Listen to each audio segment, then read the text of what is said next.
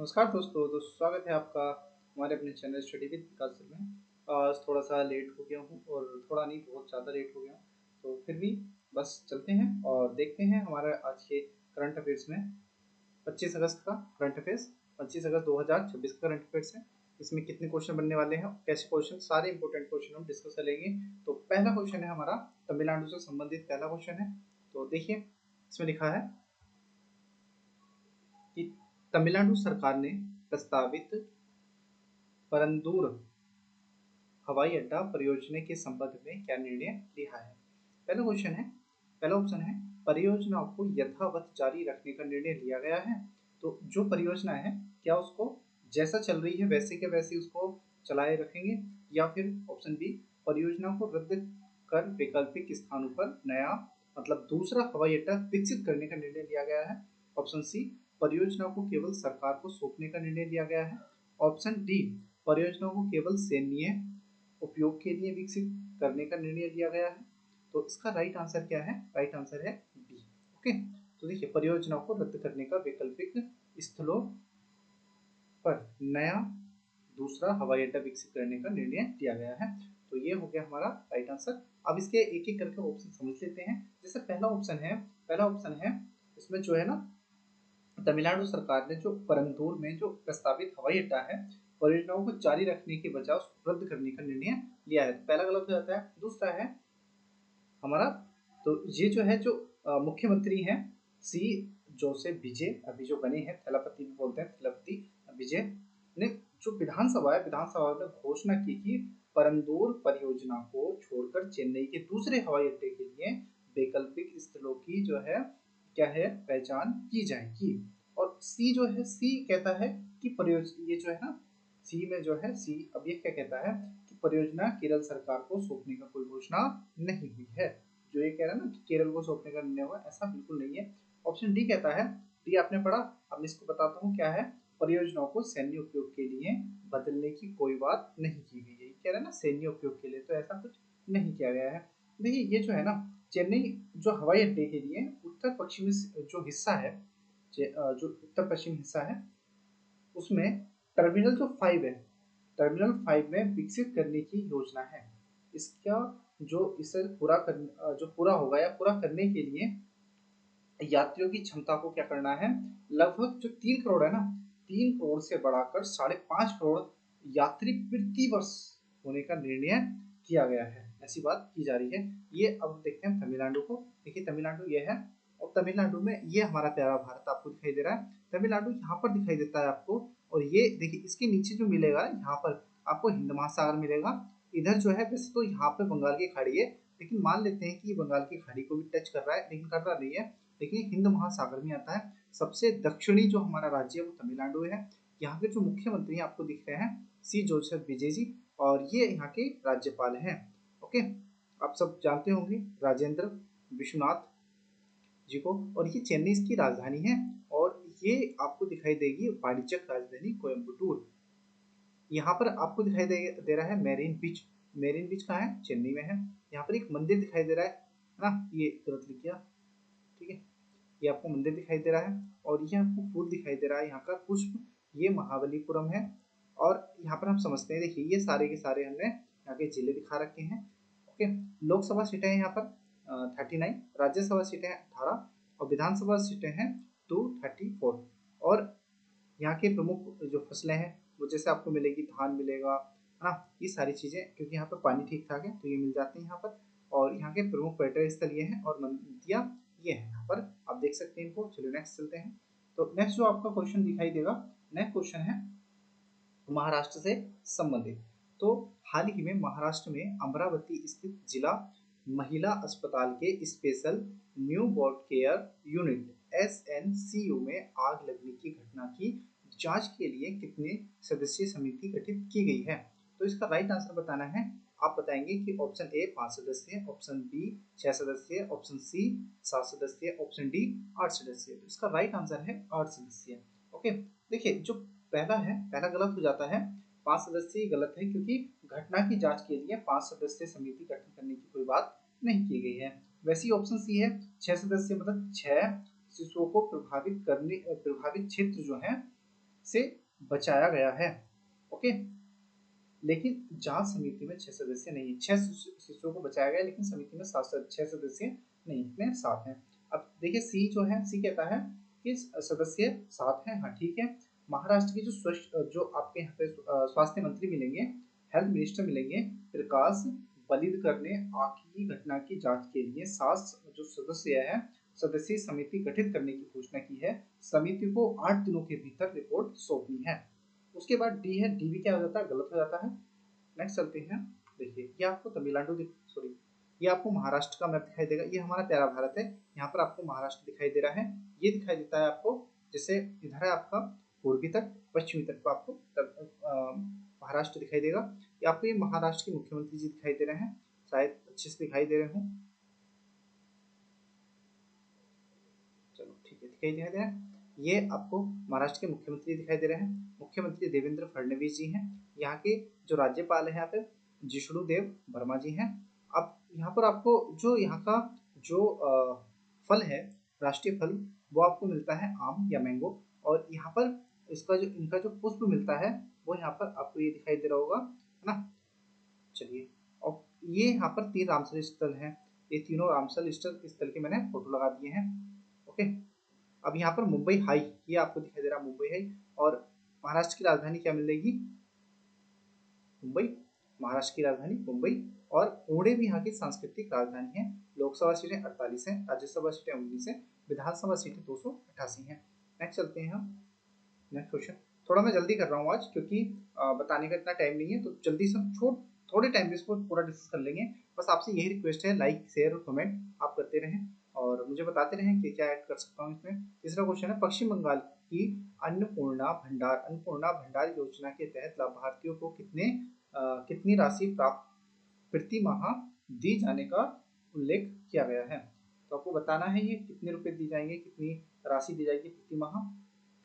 इसमें पहला है ए 1000 रुपये, 1500 रुपये प्रति माह, 2000 रुपये प्रति माह या फिर 3000 रुपये प्रति माह। तो इसका जो राइट आंसर मिलेगा आपको, राइट आंसर मिलेगा 3000 प्रति माह, मतलब डी आपको दिखाई दे रहा है। देखो इसका सही आंसर आपका डी हो गया। जो हमारी जो समाचार या न्यूज में देखने के अनुसार महिलाओं को अन्नपूर्णा भंडार योजना के तहत 3000 रुपये प्रति माह दिए जाने का प्रस्ताव है। ओके, जैसे अब यहाँ पर जो योजना है, योजना कौन सी है, अन्नपूर्णा भंडार, और राशि कितनी है 3000 प्रति माह। लाभार्थी कौन होता है, महिलाएं होती हैं।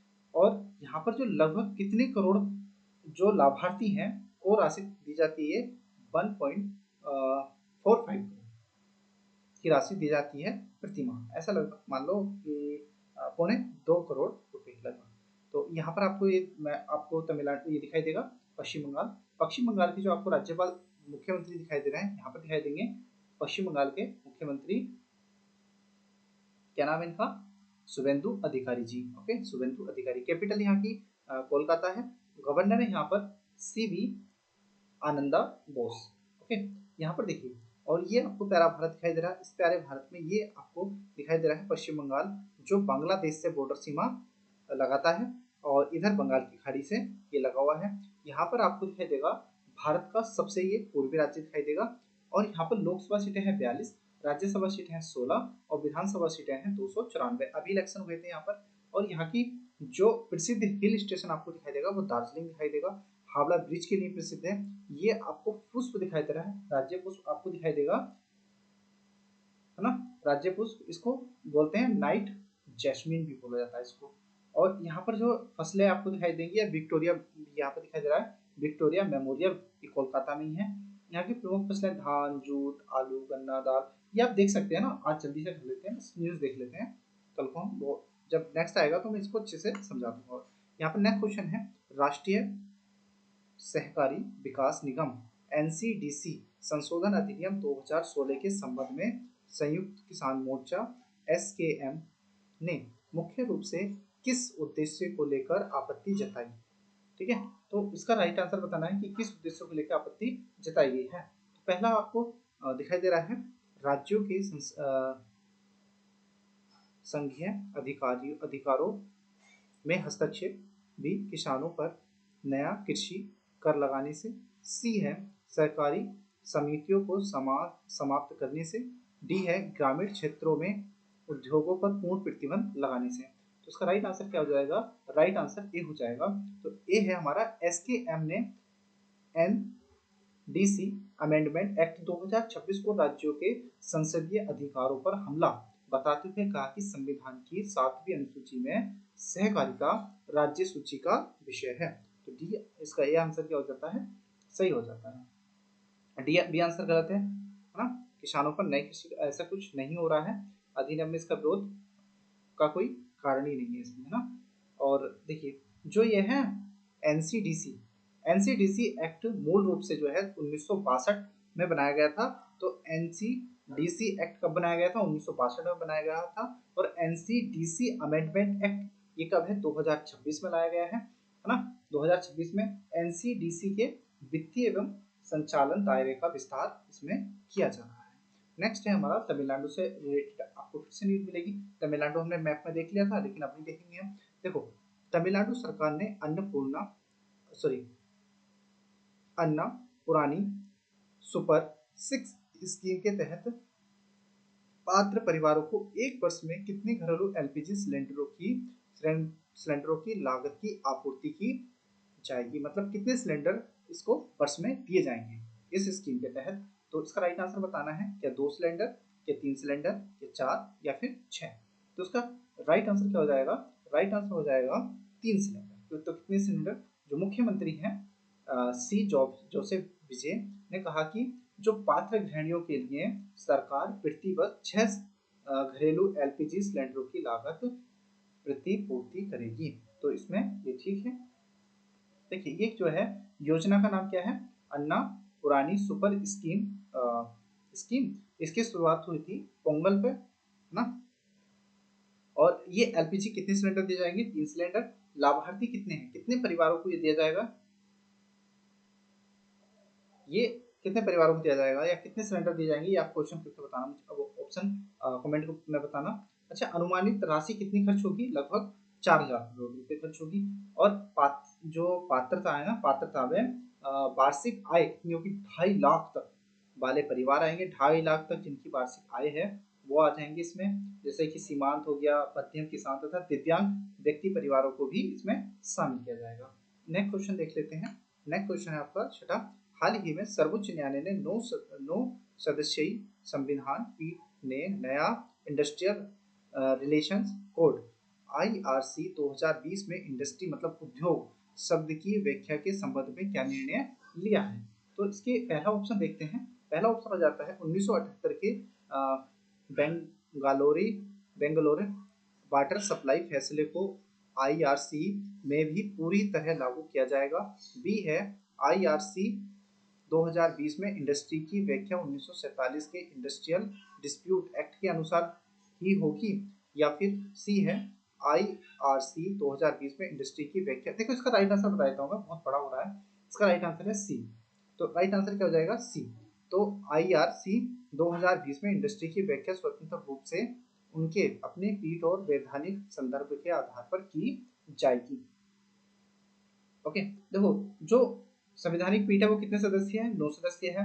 और जो मुख्य न्यायाधीश हैं वो CJI सूर्यकांत जी हैं। अच्छा पुराना महत्वपूर्ण फैसला क्या था? पुराने महत्वपूर्ण फैसला जो आया था वो 1978 का ही है। उसमें Bangalore water supply and sewage board BR Rajappa ये वाला मामला था। नया कानून जो आया है 2020 का उसमें जो है इंडस्ट्रियल रिलेशन कोड 2020 है। और IRC लागू कब हुआ? नवंबर 2025 में। और 1947 के कानून के लंबित मामले 1978 के फैसले के अनुसार चले। नेक्स्ट क्वेश्चन है हमारा यूनिफाइड पेमेंट इंटरफेस UPI को national payments corporation of India NPCI द्वारा कब लॉन्च किया गया था? तो इसका राइट आंसर बताना है। 25 अगस्त 2014 या फिर 25 अगस्त 2015 या फिर 25 अगस्त 2016 या फिर 25 अगस्त 2017। तो इसका राइट आंसर बताना है। राइट आंसर बता देता हूं मैं। राइट आंसर इसका सी। 25 अगस्त 2016 को UPI लॉन्च हुआ था। 25 अगस्त 2016 को UPI लॉन्च हुआ था। और ये NPCI ने 25 अगस्त 2016 को UPI लॉन्च किया था। और अगस्त 2026 में यूपीआई ने अपने कितने वर्ष 10 वर्ष पूरे कर लिए हैं। ठीक है, देखो यूपीआई लॉन्च कब हुआ 25 अगस्त 2016। इस संस्था कौन सी है एनपीसीआई मतलब national payments corporation of India. और चलिए नेक्स्ट देखते हैं क्वेश्चन।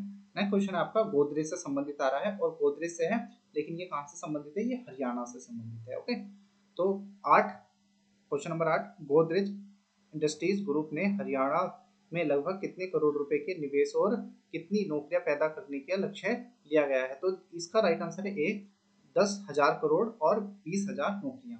राइट आंसर ये हो जाएगा। कंपनी कौन सी है गोदरेज है, राज्य कौन सा है हरियाणा है, प्रस्तावित निवेश कितना है 20,000 करोड़ और अनुमानित रोजगार कितना है 40,000 नौकरियां दी जाएंगी। तो इसका राइट आंसर राइट आंसर है सी। राइट आंसर है 20,000 करोड़ और 40,000 नौकरियां दी जाएंगी। और ये जो है एमओयू साइन हुआ है हरियाणा सरकार के साथ हुआ है।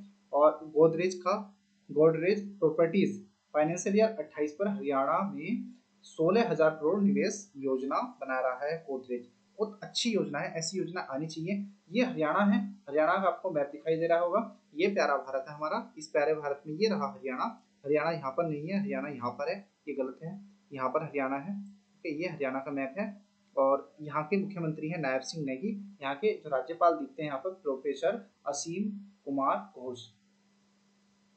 कुमार घोष। ठीक है, और यहाँ पर हरियाणा जो है भारत के उत्तर में आता है, उत्तरी राज्य है। यहाँ पर सूर्य मंदिर मिलता है जो कुरुक्षेत्र में है। और यहाँ पर रामसर स्थल कितने हैं 2 हैं। जैसे अगर आपको मिलेगा सुल्तानपुर राष्ट्रीय उद्यान, एक मिलेगा विंडावास वन्य जीव अभ्यारण्य। तो ये रामसर स्थल दोनों है, ये नीचे मैंने फोटो लगा दिए हैं। यहाँ पर राज्य पुष्प मिलेगा कमल और राज्य फल मिलता है यहाँ पर का आम। यहाँ का ये आपको मैप दिखाई दे रहा होगा गुरुग्राम हरियाणा, बहुत बहुत अच्छा शहर हो, मतलब बहुत अच्छा शहर बना दिया गुरुग्राम जो है ना हरियाणा। यहाँ पर देखिए चंडीगढ़ यहाँ की राजधानी है और जो प्रमुख आर्थिक एवं औद्योगिक क्षेत्र का गुरुग्राम है। प्रमुख फसलें हैं गेहूं है, धान है, गन्ना है। पर्यटक स्थल कुरुक्षेत्र, सूर्यकुंड, पिंजौर है ना, गार्डन, ये सारी चीजें हैं। प्रमुख नदियां यहाँ पर यमुना, घग्गर, सरस्वती मतलब सरस्वती, मारकंडा और कांगड़ी, ये सारी नदियां आपको मिलती हैं। चलो, तो बस आज मैंने बहुत जल्दी खत्म करने की कोशिश की है। ये thank you for watching video and like share comment, और बताएं मुझे क्या चीज़ इसमें ऐड कर सकता हूँ और किस तरह से इसको बना सकता हूँ। तो मिलते हैं नेक्स्ट लेक्चर में, तब तक के लिए नमस्कार, जय हिंद, वंदे मातरम।